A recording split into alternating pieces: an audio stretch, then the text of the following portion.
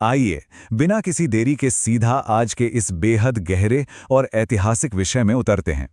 आज के इस विश्लेषण में हम इतिहास के एक ऐसे पन्ने को पलट रहे हैं जो अकल्पनीय साहस और अदम्य प्रतिरोध से भरा हुआ है।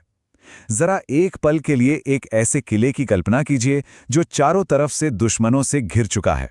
हार बिल्कुल दरवाजे पर खड़ी है। ऐसे में जब पराजय निश्चित हो तो कोई क्या करता है? हम जौहर और शाका की ऐतिहासिक प्रथाओं को डिकोड करने जा रहे हैं। हम देखेंगे कि कैसे राजपूत वीरांगनाओं का बलिदान और राजपूत योद्धाओं का अदम्य साहस एक निश्चित हार को अमर मनोवैज्ञानिक युद्ध में बदल देता था। इस विषय की गहराई को समझने के लिए उस समय की मानसिकता को देखना बहुत जरूरी है। जरा इस विचार पर गौर कीजिए। आज अगर रणभूमि में लड़ते हुए हमारे वीर अमर हो गए तो भी शत्रु जीतेगा नहीं। हमारा शत्रु देखेगा कि राजपूत वीरांगना वेदना को वीरता में कैसे बदलती है। देखिए, ये सिर्फ एक वाक्य नहीं है, ये उस समय के हालात और उस अविश्वसनीय जज्बे का एक बहुत ही शक्तिशाली चित्रण है। ये हमें बताता है कि अपने सम्मान की रक्षा के लिए एक पूरा का पूरा राज्य अपने अंतिम और सबसे चरम कदम के लिए किस तरह खुद को मानसिक रूप से तैयार करता था। तो चलिए शुरू करते हैं। खंड 1, सर्वोच्च बलिदान। इन विशिष्ट प्रथाओं को जमीनी स्तर पर समझना बेहद जरूरी है। जौहर, ये कोई साधारण घटना नहीं थी। जरा सोचिए, राजपूत रानियां और घराने की अन्य महिलाएं बिल्कुल नवविवाहिता दुल्हनों की तरह सज धज कर पूरी स्वेच्छा से एक साथ पवित्र अग्नि में खुद को समर्पित कर देती थीं। इसका मुख्य उद्देश्य दुश्मनों के हाथ लगने से बचना और अपने आत्मसम्मान की रक्षा करना था। ऐतिहासिक स्रोत बताते हैं कि इस असहनीय पीड़ा से गुजरते समय वे अपनी कुलदेवी के नामों का जोर जोर से उच्चारण करती थीं। ऐसा इसलिए किया जाता था ताकि आग की लपटों की दर्दनाक आवाजें जय भवानी के नारों में पूरी तरह दब जाएं। ये सम्मान के लिए दिया गया सर्वोच्च बलिदान था। और फिर जौहर की राख ठंडी भी नहीं हो पाती थी कि अगली सुबह शाका का समय हो जाता था। शोक में डूबे पुरुष केसरिया रंग की पगड़ी बांधते थे, जो कि भारतीय संस्कृति में पूर्ण बलिदान का प्रतीक है। इस पगड़ी को पहनने का सीधा सा मतलब था कि अब इस दुनिया की किसी भी चीज से कोई मोह नहीं बचा है। वे बिल्कुल निडर होकर मैदान में उतरते थे, सिर्फ और सिर्फ दुश्मन को ज्यादा से ज्यादा नुकसान पहुंचाने के लिए। उनके पास खोने के लिए कुछ नहीं था, और सच कहें तो वापस लौटने का उनका कोई इरादा ही नहीं होता था। आगे बढ़ते हैं खंड 2 की ओर, पराजय का मनोविज्ञान। अब दिलचस्प बात यह है कि ये केवल भावनाओं में बहकर उठाए गए कदम नहीं थे। ये पूरी प्रक्रिया एक बहुत ही सोचे समझे क्रम में होती थी। मध्ययुगीन घेराबंदी या सीज बहुत ही क्रूर होती थी। दुश्मन सबसे पहले किले के अंदर जाने वाले भोजन और पानी की आपूर्ति को काट देते थे। जब कई महलों बाद किले के दरवाजे खोलना मजबूरी बन जाता और ये साफ हो जाता कि अब हार निश्चित है, तब जाकर ये कठोर निर्णय लिया जाता था। यहां ध्यान देने वाली बात यह है कि जौहर जानबूझकर आधी रात के समय किया जाता था। क्यों? ताकि दुश्मन को इसकी भनक न लगे और अगली सुबह जब राजपूत योद्धा शाका के लिए अचानक बाहर निकलें तो दुश्मन इस खूंखार हमले के लिए बिल्कुल तैयार ना हो। इस पूरी रणनीति को अगर हम तुलनात्मक नजरिया दें तो दुश्मन क्या चाहता था?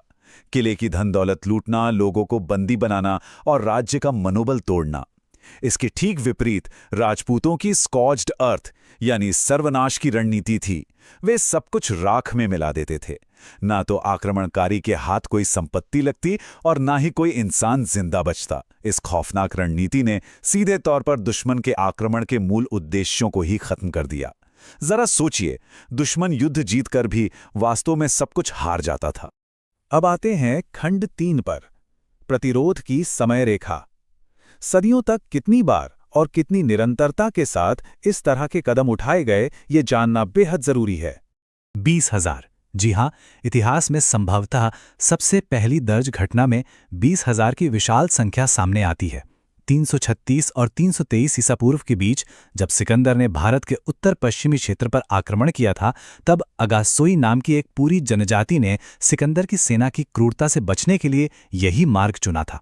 उस समय लगभग 20,000 महिलाओं और बच्चों ने खुद को अग्नि के हवाले कर दिया था। ये आंकड़ा ही अपने आप में इस प्रथा की ऐतिहासिक गहराई और भय को बयां करने के लिए काफी है। और ये सिलसिला यहीं नहीं रुका। सिकंदर के प्राचीन आक्रमण से लेकर 712 ईस्वी में मोहम्मद बिन कासिम के सिंध पर आक्रमण तक, जहां राजा दाहिर की मृत्यु के बाद रानी और महिलाओं ने अत्याचार से बचने के लिए जौहर किया, फिर 1301 ईस्वी में जब अलाउद्दीन खिलजी ने छल से रणथंभौर के राजा हमीर देव को हराया, तब भी हमें वहां जौहर और शाका के स्पष्ट साक्ष्य मिलते हैं। ये कोई एक दिन या एक सदी की बात नहीं थी, ये एक निरंतर चलने वाला अदम्य प्रतिरोध था। आगे बात करते हैं चित्तौड़गढ़ की, वीरता का केंद्र। ये किला महज कुछ पत्थरों की दीवारें भर नहीं है। बाद के मध्यकालीन इतिहास को देखें तो ये खूनी संघर्ष बिल्कुल स्पष्ट है। 1303 में अलाउद्दीन खिलजी के आक्रमण के समय रानी पद्मिनी का प्रसिद्ध जौहर, इसके बाद 1327 में उत्तरी कर्नाटक के कांपिली राज्य में मोहम्मद बिन तुगलक की सेनाओं के खिलाफ हुआ जौहर, फिर 1528 में गुजरात के बहादुर शाह का चित्तौड़ पर हमला और अंततः 1568 में मुगल सम्राट अकबर द्वारा डाला गया भयानक घेरा। ये ऐतिहासिक घटनाएं साफ दिखाती हैं कि चित्तौड़गढ़ से लेकर कर्नाटक तक आत्मसम्मान की ये लड़ाई किस कीमत पर लड़ी गई। 13,000 1528 में जब बहादुर शाह ने चित्तौड़ पर आक्रमण किया तो ये दिल दहला देने वाला आंकड़ा इतिहास में दर्ज हुआ। रानी कर्णावती ने मेवाड़ की रक्षा के लिए हुमायूं को राखी भेजकर मदद मांगी थी, लेकिन जब तक हुमायूं की सेना किले तक पहुंचती तब तक बहुत देर हो चुकी थी। बहादुर शाह किले को तहस नहस कर चुका था और अपने स्वाभिमान की रक्षा के लिए रानी कर्णावती के नेतृत्व में 13,000 हिंदू महिलाओं ने एक साथ जौहर कर लिया था। इसे शब्दों में बयां करना मुश्किल है। ये एक अकल्पनीय स्तर का बलिदान था। अब अगर किसी को लगे कि ये सिर्फ लोक कथाएं हैं तो ऐसा बिल्कुल नहीं है। इन घटनाओं का दस्तावेजीकरण बिल्कुल अलग अलग संस्कृतियों और सदियों से आता है। यूनानी पुस्तक दी एनाबेसिस ऑफ अलेक्जेंडर से लेकर दिल्ली सल्तनत के दरबारी अमीर खुसरो के फारसी लेखों और मलिक मोहम्मद जायसी की मशहूर रचना पद्मावत तक, अलग अलग समय और नजरिए वाले इन सभी लेखकों ने एक समान रूप से इन विशाल बलिदानों की पुष्टि की है। ये महज मिथक नहीं बल्कि कड़ा और प्रामाणिक ऐतिहासिक सत्य है।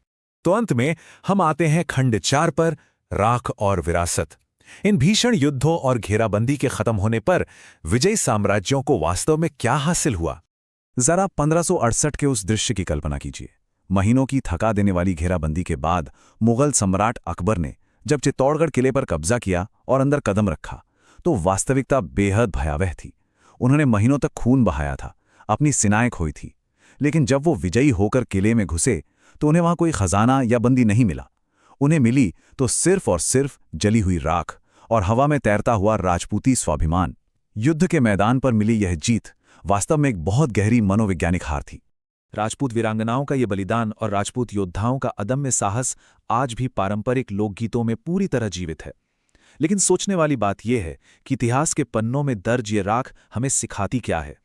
ये हमें बताती है कि इंसान अपनी स्वतंत्रता, अपनी स्वायत्तता और अपने सम्मान की रक्षा के लिए किस चरम सीमा तक जा सकता है। ये एक ऐसी अमर गाथा है जो सदियों बाद भी रोंगटे खड़े कर देती है। आज के इस विश्लेषण में इतना ही, लेकिन ये सवाल अपने आप से जरूर पूछिएगा कि आत्मसम्मान की असल कीमत आखिर क्या होती है? इतिहास के इस अहम सफर में हमारे साथ जुड़ने के लिए बहुत बहुत धन्यवाद।